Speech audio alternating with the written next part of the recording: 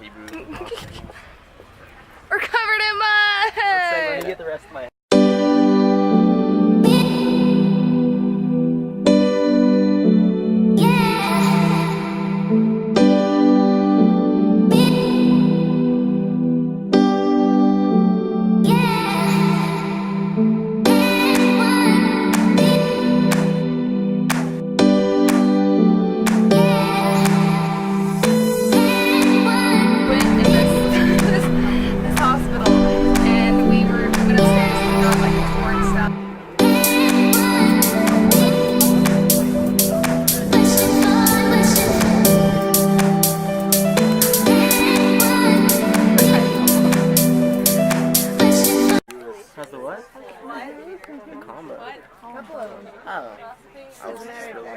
I'm gonna clean the lens off of this. I'm just tired. Hey y'all, we're about to ride a camel. We have to watch a camel video and wear camel helmets. It's gonna be fun. I don't even know what to say at this point. I'm just trying to get footage.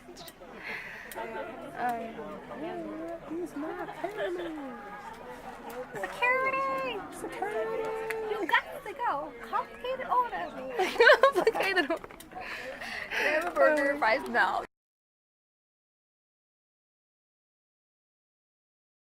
Yes, yes. Thank you. I'm on a camel. Where's Cohen? Hey, Hey! This is so much fun. This is not like a horse at all. No, it's not. I'm gonna put this back on my neck.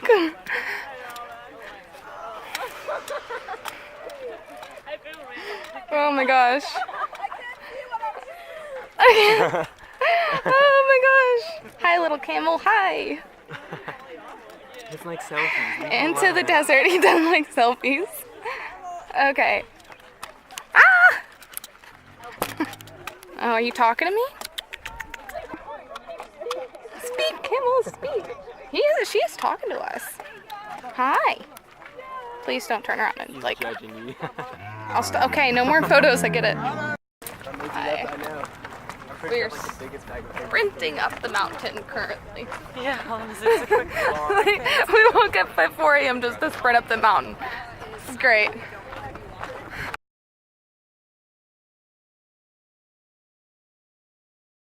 Talk about my death story. Let's talk about Matt's death story. Well, I almost died. He fell. He's fine. We're climbing down Do I look fine? from Masada. It was really cool. We went up there and we watched the sunrise, and they, like, I have no idea where they went, but it's okay. Actually, you left us. Didn't get a picture, so a little sad, but... You get a picture? No, I didn't get a picture. Like, I got a picture of the sunset. Yeah, but y'all were, like, across the whole thing, and I'm so sad that I didn't get a picture. Well, you told me you were to the east, and Ruth and I... It was literally at the east point. Yeah, and Ruth and I took a bunch where we were, like, holding the sun, you know, and shit. Oh, I'm sad. You know, see these Guys. girlies, like, go in their direction. Well, I was here. You could see me on the mountain, so, I mean, whatever. I'll get some at the Dead Sea. Photoshop. But, Oh, we'll get anyways, one with us covered in the mud, it's eh? cool. That's what you do there. We talked about King Heron, right?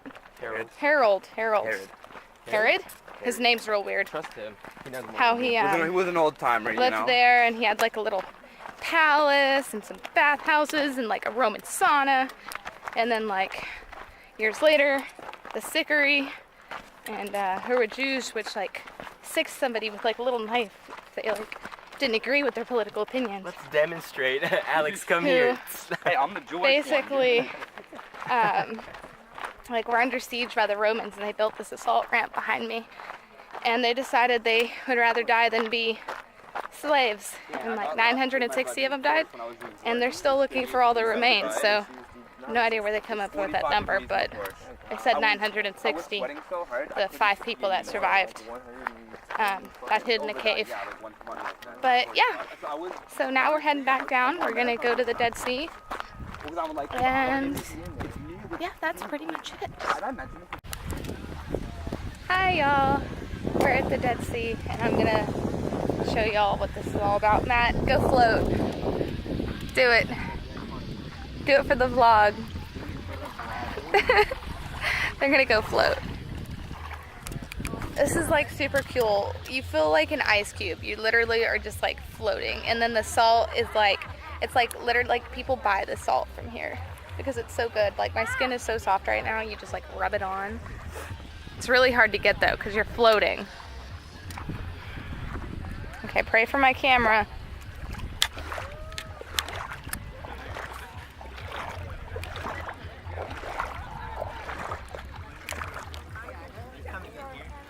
Not very far. Just stop somewhere and float. You don't have to get deep. Huh? No, no, thank you. That's just so cool. Flip over. Doggy paddle. You can do this, Matt.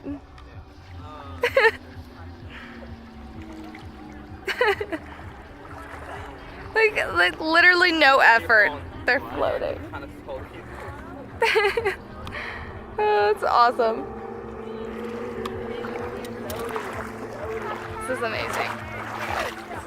What should I do with this? Should I wait till Helen gets back and give it to her?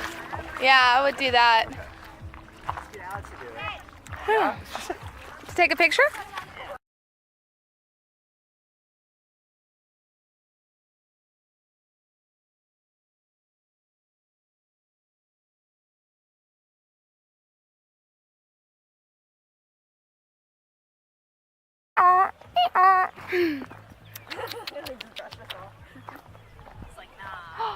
Oh no, guys, look over here. He's like, yo, what up? I'm gonna pet the camel. I can't? Why not? He has the prettiest little eyelashes. Hi. I want to touch him though. He's looking at me. This is like dodge the camel poo. Oh, it smells. Oh, it smells like that. Do you know when you go to X, like the exhibition? It kind of smells like that. You wanna smile? Oh my god, there's like He's just like hair all over the floor. That's staring at us. His friend doesn't even care. Just walk on top of it. What are you doing? He's gonna spit on me. He really thought about spitting on me. Look. Are we supposed to go back, by the way, or? And he said 10 minutes. Yeah, we have 10 minutes to take pictures and... You're not a horse. I don't know what to do with you. My uncle broke his nose from a camel. Oh. Well, hello, little donkey. Are you gonna ignore me? Look at all the donkeys. You don't need the donkey filter? I don't need the donkey filter.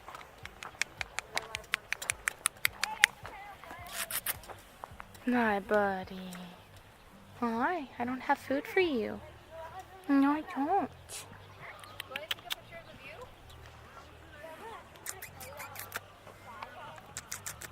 May I? Yo, sweetheart. He's sweet.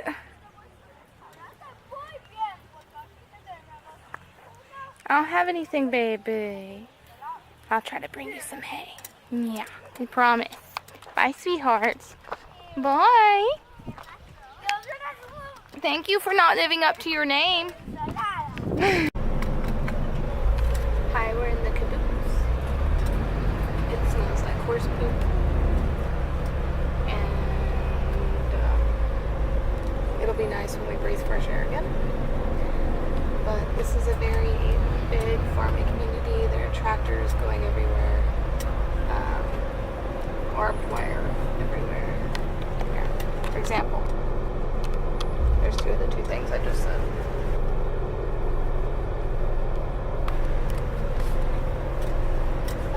This is a balloon that tells them, it monitors, and I don't know if y'all can see it. If something goes wrong, it alerts everyone to give them like, hey, like stay inside for 10 minutes, stay inside for 2 hours, so that it's you know, if anything happens, people will be safe here. The balloon's over here. And that's every house 8 kilometers from the border is a bomb shelter, from what we're gathering. And they're making each home into a bomb shelter now. The more and more this community progresses. And that's pretty much the gist of what we've learned so far. Stay tuned.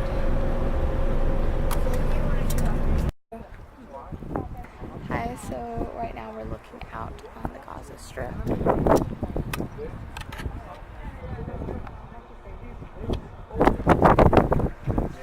Now here, you can see Gaza, it's a kibbutz, Sad, it's a religious kibbutz, but behind is Gaza and behind is the Mediterranean Sea. Very small and long street with 1.5 million people live. Of course, we are not blaming the population. I belong to a group which we keep speaking with people from Gaza. They live in a way that they can't do something again because they depend on the will of the Hamas authorities. We are trying to push towards a kind of agreement, but it's a place with a very, very high pressure and a potential to blow up. That's what makes us worry about. I'm going to talk about security situation and how a community and a family run under security situation. We are live under a pretty specific situation ever since 2000. Everything I'm going to talk about now, I'm not complaining, I'm telling the story.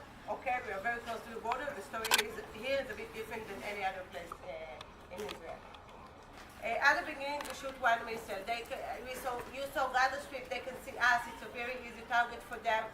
So if they want to see if the missile was something, they can shoot in Nachalot, see if they hit or not, or what is the range of the missile, and what it can destroy and what not. And every time they're getting a new weapon, they will usually shoot for Nachalot at the first to see if it's going Nachalot or other kibbutzim that's really close to the border, see if it works or not, and then decide how to continue the battle. And when they shoot at the beginning for Nachalot, the IDF was well trained how to deal with a wall. But the wall, they haven't really been trained to a situation that they shoot 1 or 2 missiles. You not go over a military operation or a war because 1 or 2 missiles. So they shoot for Nachalot, everybody looking around, okay, what we're going to do now, what we're going to do now. And everybody said it will probably pass, so they did nothing. And the care organization understand that, so after the IDF did nothing about 1 or 2 missiles, they shoot 5 missiles or 6 missiles. And by a very long process, they will get to 80 missiles or 10 missiles or 12 missiles. By the same time, they also will enlarge the range of the missile. And if they succeeded to hit Nachalot, they can shoot with the road, which is about 10 minutes driving from here. And after that, they can shoot for Ashkelon, which is about 25 minutes driving from here. And Ashdod, 40 minutes driving. By the end of the process, they will get to Tel Aviv. Okay, that's competition. Thanks. That's okay. By the end of the process, they will arrive to Tel Aviv. Whether we shoot through Tel Aviv, that's the point that the Israeli government will say you cannot shoot to our big cities and go over a military operation. But for us, we are already in the middle of the war. And just for you to understand, we had already 3 military operations, 3.5. 2012, we had a military operation. It was winter, and it was school time. And there was every day between 7 to 8:30, there was between 5 to 12 missiles every morning, 1.5 hours. You know why between 7 to 8:30? When that's when the kids go to school. Now, in each home over here, we have a safe room. The elementary and the high school is protected, but the road is not protected. The elementary school is about 15-minute driving from here. It's not protected. So this is the time when the yellow buses pick the kids and take them to the school. So I send my kid to the bus station at 7:05, 7:10, depends the day. After a few minutes, I get a SMS to my cell phone. Please, the studies are canceled today only here in Nachalos because the road is not safe, not because the school is not working. The rest of the kibbutzim can go to school, just Nachalos cannot, because the road is not safe. So I stay at home with my two kids, my two younger kids. I have one boy in the bus station waiting for a bus that will never come. And after I deal with all these issues during morning time, the dismissals all the time, take them to the kindergarten which is protected and decide what to do with my son and so, I have to go to work. Okay, there's no military operation, the rest of Israel is running like a routine, and I have to find a solution to my son and then go to work. So the first day I call my boss and say, look, I'm not going to arrive today because my kids are not school. The second day I'm late. I cannot just miss 6 days of work because my only community study was cancelled. So that happened before freedom of defense. At summer 2014, the military operation, I call it a war, okay, you're going to understand in a minute why, but the military operation started on the 7th of July. Usually we know when the military operation is about to start, so we are not waiting to any formal announcement. And I left the kibbutz at the 6th of July. Again, the situation here was very unquiet, a lot of missiles all the time. And somewhere between the July 5th to July 7th, we started to understand that the military operation is about to start, first of all because the situation was really, really tough. And we saw the tanks that coming into this area, we saw the government meeting, we saw the drones up in the air. We cannot